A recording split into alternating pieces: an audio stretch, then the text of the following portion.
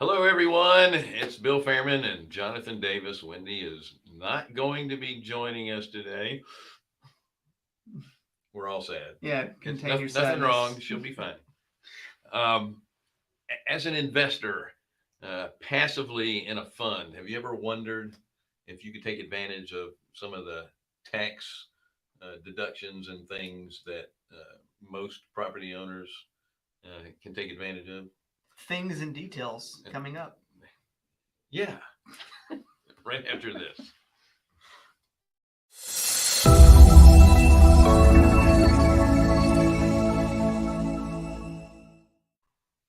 I'm sorry, we meant to say stuff Stuff and instead of details, things. not things. Yeah. Welcome to the Passive Wealth Show. Once again, I am Bill Fairman. This is Jonathan Davis. We are Carolina Capital Management. We are lenders in the Southeast.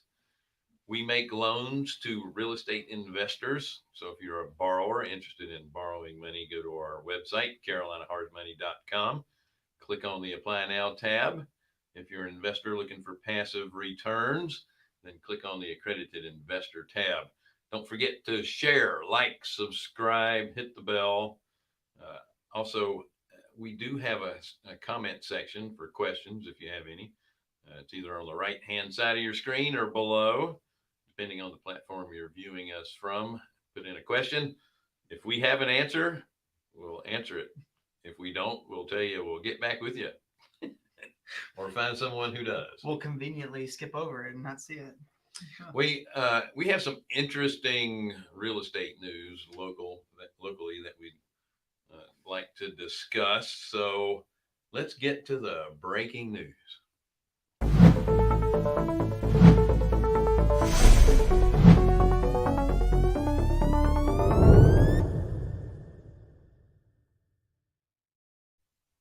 Okay, and we're back. All right, so I'm going to cover really quickly the employment numbers that we've been covering every week since the pandemic. So last week's numbers that were initial claims of 683,000 hmm was the lowest since COVID. Which is great. Which couples with Friday's job reports will be the highest that's been in in like Oh, wow. 8 months, 9 months. So if you go back this week, uh, a year ago, hmm initial jobless claims were over 6 million. And this week it was 719,000. So it's drifted up a little bit from last week, but still, Still, if you want to compare the perspective. two, Yeah. it's the economy has come back Well, I quite mean, a bit. and you can couple with, hospitality is starting to add more jobs Yep. because they're allowed to be opened up more with more vaccine people taking vaccines and stuff like that. Speaking of vaccines, I've been waiting for the Johnson and Johnson shot because I only wanted Well, to do they're it on back once. order now. And now they had a problem with their manufacturing and they took 20 million doses off the market. Yeah, yeah, they're on. So apparently my wait's going to be a little bit longer. Fortunately, I still have antibodies, so I got time. If you guys are wondering why and I just posted this in our uh, Facebook page, Carolina Capital Management Facebook page, about 30 minutes ago. It's a great article by Roof Stock, and I'm looking to really see where the market is, especially in the Charlotte area, since that's where we're based. Mm-hmm. And I was wondering about inventory. Well, from the Charlotte Observer, we have what equates to 18-day supply of existing homes. So 18 days. Pretty low. They posted a picture in there of a line of 25 people Uh-huh. waiting to get into an open house on this past Sunday. Yeah. Mm-hmm. The median sales price in Charlotte has gone up 11.7% from last year. Isn't that, it's a lot of appreciation, isn't it? Man. So these are the type of markets that if you make a bunch of mistakes, the market is going to reward you anyway. Oh yeah, oh yeah. Because we were I have a project that I've made several mistakes on, And luckily, we're in this market. I can make those mistakes. Yeah, if you're going to do this and you're kind of new and you're going to earn while you learn, you're definitely going to be on the earning side more than I'm paying to learn. Yeah. Yeah. Because it's hard to go wrong in this market just because again, 18-day supply. 18-day supply, 11% stable, appreciation. A stable market is 6 months, not 18 days. And that's just unbelievable. Now, speaking of mistakes that you made, and I'm not going to talk about the mistakes. I'm just going to talk about the area you made them in. My mistakes? No, the house you work. Oh yeah, the area. Concord, which is for those who don't know, is a suburb of Charlotte. It's where the Charlotte Speedway is. Yeah, Charlotte Motor Speedway and their drag strip, and they have completed a major part of the interstate going north, and so that whole northern corridor has really opened up. And so Concord, city of Concord, has got the 20th fastest growing economy in the country right now. I knew that was going to happen, and that's why I bought that house in Concord. Yes. Yeah. I'm sure. But if you get a chance, like I said, I posted that article on our Facebook page. It's Carolina Capital Management Facebook page. It goes into a lot of detail on why Charlotte is a great market for investors as well as people that are moving here. People are already moving here prior to COVID, and even more people are moving here because you can work remotely. Charlotte has a great diversity in employment. Charlotte is the second largest financial hub behind New York City, but we also have really good high-tech jobs as well as distribution. And I've said this before, Charlotte is within 1 day's truck drive of nearly 50% of the U.S. population. The entire Eastern Seaboard. Yeah. So logistics is, and that's part of the reason why Concord is getting so popular. They have a lot of warehouses going up. Oh yeah, there's a lot more land out that way. Yeah, that's right. And we have a very good north, south, east, west interstate system here too. So, yeah. Yep. 77, 85. So what are you seeing from some of our customers on trying to find inventory? They're trying to find inventory. I think right now I'm seeing more an uptick in new construction, which, naturally, when you don't have inventory to take down. I mean, the off market, I guess, deals. I think everyone thinks that they're down. I don't think that they're down. I think targeting them has to change. And there's some really good guys in Collective Genius who have talked about that. And what's one of their names? Well, actually, Michael Moulton is right here in town. He's up in. Oh yeah, Mike Moulton. He's in Kannapolis. I don't think he's up in Kannapolis. Anyway, he's in the northern part of town. He's the guy he was getting Spectrum. Yeah. He's in Kannapolis. Is he in Kannapolis? Okay. Yeah, he's in Kannapolis. Yeah, we were talking about this because his house was so far off the road that he had to pay gobs of money just to get him to put cable down to his house, and he decided instead of them do it, he would just do it himself. Yeah. And then they would connect him. Yeah. But now he's got high-speed internet. And it all works out. And TV. Yeah. So, new construction's on the rise, even with the higher. So it costs more to get into a lot. Lot prices have surged, and it costs more to build. So, because, not just, we all talk about lumber, but everything across the board. Even the handles, like cabinet handles and drawer handles, like the package of handles that you used to buy for $19 and now $24.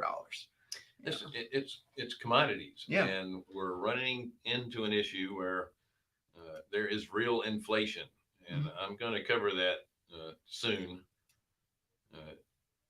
while I say that, while I'm on the subject, if you're investing, you have to keep an eye on inflation. And if you're not investing in real estate, I don't see any way that you're going to keep up with real inflation. You're going to get appreciation in real And estate. what you mean by real inflation is not just the Fed reported monetary inflation. You're talking about inflation of everything, like the cost to live. Yeah, they take Yeah. out food Mhm. and energy right off the top. They don't even count that. But we all know that food prices go up. Yep. So do and energy resources. And their reasoning behind it is because it's too volatile. Well, you still should include it. Over time, those things will. If it is volatile, that's fine. But over time, you still get those numbers. Yeah. They don't want to include it because they don't want to raise the Social Security checks. That's exactly. Yeah. That said, there is a school of thought that because our monetary system is still a little strained. Oh, I thought you were going to say antiquated. Well, no, they're not. If they aren't lending money like they should be, okay, because you have regulations on the big banks, they're still going to have um, reserve requirements that they have to maintain. Well, they're easing up on them a little bit. The more restrictions that the banks have, the less money that they can lend. And so the thought is that, inflation will stay kind of in check. I don't believe it. I'm not one of those. Well, I want to pivot off inflation because you brought up banks and like it's a sore subject for me. We were talking just the other day about that fund that blew up over the weekend? Yeah. Arcos, something like that. And they were levered. What did you say they were levered? 5 to 1. 5 to 1. So every dollar that they had $5 lent to them. Yes. Yeah. So. By the way, they still haven't. None of the big banks that gave them that leverage have still come out to say how much they could lose. They could, yeah. They haven't calculated. It's taken them this long. They still haven't calculated. Well, why would they do that? Because they just had to close out Q1. They don't want that to affect their Q1 numbers. Like everyone starts selling. Well, part of that is they probably don't know yet because they haven't sold off all the assets. Well, that could be another piece of it. There are estimations. But I guess so this guy, didn't you say the fund, wasn't he convicted through the SEC of insider trading? Insider trading, which is a felony, right? As far as I know. As far as you know, so it's a felony. So we have a felon getting 5 to 1 leverage on his fund. So the part that bothers Martha me. Stewart went to prison for insider trading. Actually, no, she didn't. She was questioned about insider trading, and then she lied to the FBI about not trading insider information. Gotcha. Well, just because Martha Stewart does it doesn't mean he should. But what bothers me is, so this was several months back, more into the COVID, pandemic where it was more fresh. I tried to get one of my properties refinanced with a local bank, and there was a tenant in there, cash flowing, almost a 1.5 debt service coverage ratio. I had actually more cash with that bank than the loan amount that I requested. Yeah. So I was giving them a first lien on a property with a tenant who was paying, and I couldn't get that loan. I couldn't get it. Well, but a convicted felon of insider trading can get billions of dollars in leverage with our banks who get bailed out when they make bad choices. That's because you're not a well-known fund manager who knows people on the inside. I'm kind of well known. We have like 20 followers. At least 25. Yeah. So that concludes our news of the day. Well, let's get over and talk about our ugly question. Okay.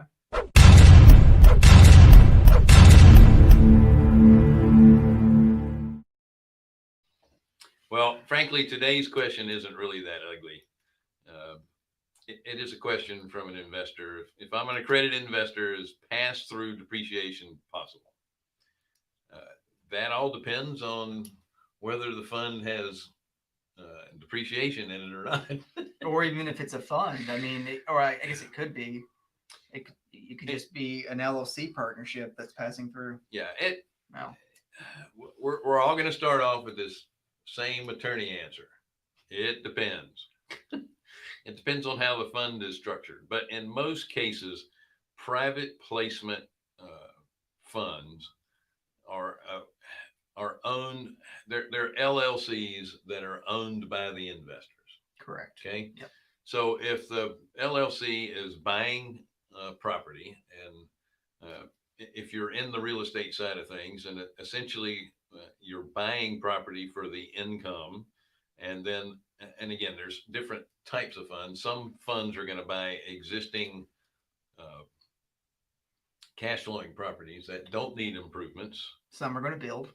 And then some are going to do development, and Mhm. then some are going to do value add. Mm-hmm. So when you're in a development and when you're in value add, there is going to be a lot of depreciation. Of course, we were talking about the accelerated. What's that called? Yeah. A cost segregation is a way for funds or even individuals to accelerate the depreciation of a property by having a study done saying like, hey, this needs to be replaced every 5 years, or this needs to be replaced every 10 years, and not what is it, like 35 years is what they normally do it at. Something like that. Yeah. So that's all that said. Yes, you can participate in the depreciation. Here's a caveat though. If you're in a fund and this is the only money you're getting from the fund, if you're only participating in one fund mm-hmm. that you're getting depreciation on, it's not going to offset the income you make actively. So let's say you mean actively outside of the fund, or actively in the fund? So if you're let's just say you're a dentist and you have a practice and you're getting taxed on your active income, mm-hmm. the passive depreciation that you're getting on your passive investment isn't going to offset any of the well, those are two separate. Those are two separate buckets. And so what I'm saying is that if you have, say, for example, you have money in our fund, which is income and growth, but it is got no depreciation. There are no tax benefits to being in our fund. It's just strictly income. It's still passive income. Yeah. You could use the depreciation from the property owning fund to offset the gain or the tax on the income from our fund. Mm-hmm. But if at some point you're in one of those funds where, let's say it's a syndication, you have one property in there. Yeah. And you're getting this depreciation along the way, it's not offsetting anything other than income that you would be receiving from the property as it's being developed. Exactly. The IRS sees active income and passive income, same thing as depreciation, as two separate items. Now, again, I'm not a tax expert, and I don't claim to be. Nor am I. Talk to your CPA. There may be a way to use some of the depreciation to offset some of your capital gain, which it looks like with the current administration, there's going to be a lot of capital gains going on. Yeah. One strategy might be, not on the depreciation side, but on the active side, if you want to offset active income, you just need to pass the test of being an active real estate investor for the IRS. Talk to your CPA about what that is, and it allows you to offset active income with income through the properties, because now you're an active real estate investor, and now that income gets to be, or that depreciation or losses get to offset the active income. I don't want to bring this up because this is for another show, but the way the new administration is thinking about taxing, I started thinking about this too, especially with the inflation. you're going to try to avoid a capital gain whenever possible. So I'm thinking a lot of the funds may be rethinking their strategy of selling when a project is complete and refinancing it, cashing out, and then holding it for income. Because if you're an investor in a syndication and it sells, that's all capital gains to the investor. Yeah. If you cash out and it's, you refinance it, you cash them out, then that's a cash out refinance and that's not taxable. Yeah. And isn't, and I don't know the answer to this. The new administration, aren't they against 1031 exchanges? They're against anything that they can't get money from. Yeah. So 1031 exchanges would be in that bucket. Right. So then you can't shelter those capital gains through a 1031 exchange into a new property. So the strategy that you just said is probably about the only way you could shelter anything. But I can tell you this: no matter what they do, there will be loopholes that somebody will figure out. And what really is a shame is that they try to complicate things so much. The easiest thing to do is be to just keep the tax rates the way they are, and then just don't allow deductions. Just everybody pays whatever percentage, and that's it. Oh, They come would on raise now. so much money. Come on now. Just saying. Everybody likes their deductions. Well, of course they do, but wouldn't you rather just pay a lower rate? Pay a lower rate and have no deductions, Yes. or pay a higher rate and have deductions. I don't Now, know. you still have expenses. They're not deductions. They're just expenses that don't count in profit. Mm-hmm. So those are still not taxable. The expenses. Yeah. Interesting. I will talk to my CPA about that. No, you need to talk to your congressman. Well, because your CPA can just advise you. well, They don't make the law. They don't make the policy. But they find the best ways to work around the law. Well, that's true. Yeah. But they do have a good lobby, and that's to work with the law, not around it. I'm sorry. That's why there's not a flat tax. It's because the CPA lobby, financial services lobby. That's right. All right. I hope that answered your question. One of the ways you can offset taxes and fight inflation is to be in a fund that allows you to compound your returns over time.